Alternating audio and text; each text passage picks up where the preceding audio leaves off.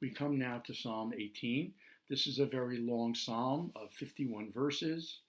It is parallel to the account in the second book of Samuel earlier in the Bible, chapter 22, where David sings verses of adulation and praise to God for having delivered him from his enemies and from the clutches of King Saul. Because this psalm is so long, I will not be able to read the whole thing here. I will simply summarize part of it and read excerpts. In verses 2 through 20, the psalmist praises God for God's miraculous acts of intervention on the psalmist's behalf to vanquish and destroy his enemies.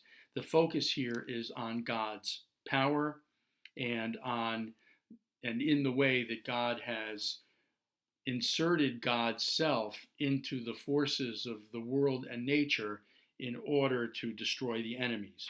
So the focus there is on God's power. And then the psalmist continues in verse 21. The Lord rewarded me according to my merit.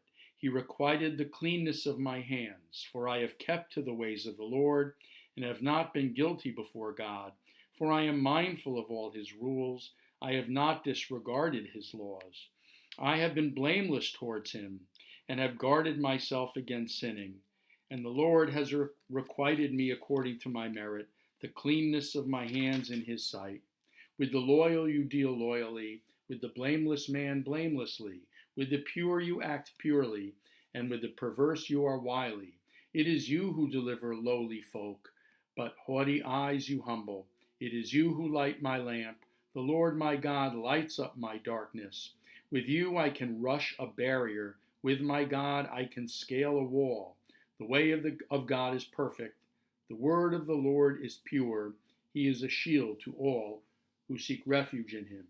In other words, the psalmist is saying that with God on his side, he can accomplish anything, he can do anything. Anything is possible because God lights his lamp and God lights up his darkness.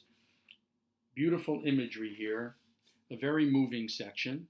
And once again, the psalmist continues his theme of claiming that he is righteous, blameless, mindful of God's rules, has not disregarded God's laws. In the previous Psalm 17, I commented on themes from Job, where Job, who suffered terrible indignities and hardships in spite of his righteousness and blamelessness as a kind of a test from God.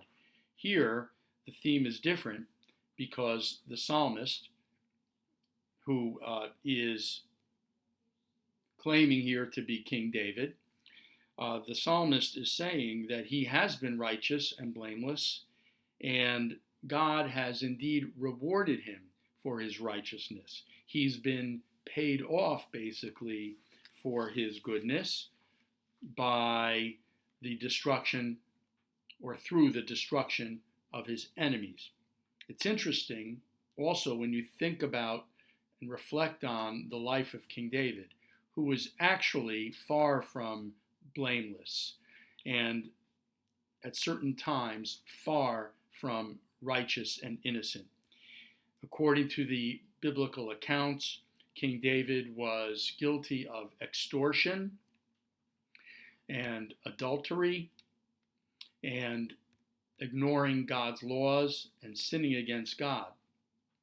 He sometimes comes off as a kind of a godfather type figure in those accounts in the books of Samuel, far from innocent, far from perfect. And yet here he claims that he is innocent, that he is righteous, mindful of God's laws. As I have said before in comments to some of these other psalms, none of us is perfect. Certainly King David was far from perfect, but none of us is completely righteous. No one person can be blameless, but all we can do is strive for righteousness, try to be as good as we possibly can be. So perhaps the psalmist here is essentially saying that he's done his best. He's tried to live righteously, though he may not be perfect. He considers himself blameless before God because he really has kept God's laws in mind and has tried to live a good and ethical life. The psalm then continues in verses 32 through 46 with a focus not so much on God's power, but on David's power, or actually God's power as channeled through David. David has become, as the military leader, an instrument of God's power to destroy his enemies.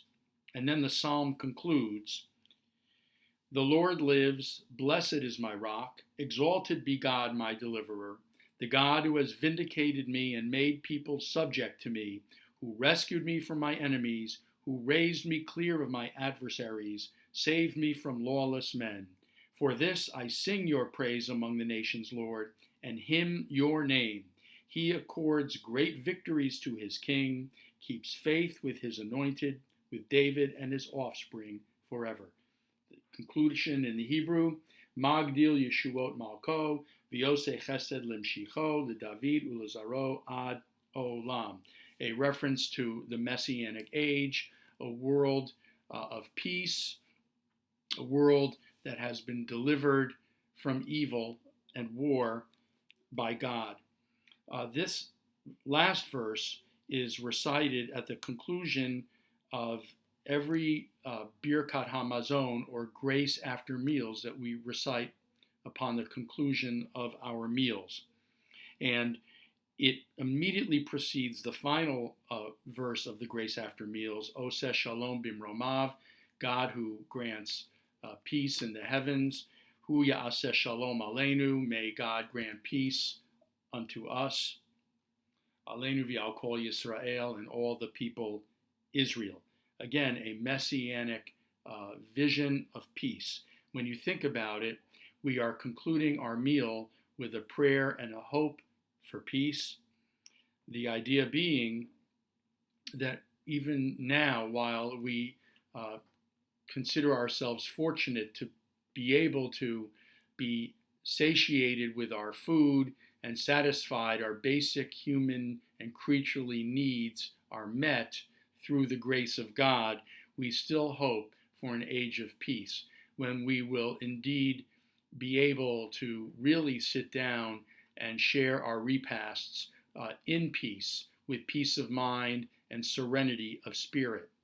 We all know that, to put this on a very kind of human, physical level, that if we are feeling calm inside, if we are able to put our anxieties aside, we are able to digest our food better.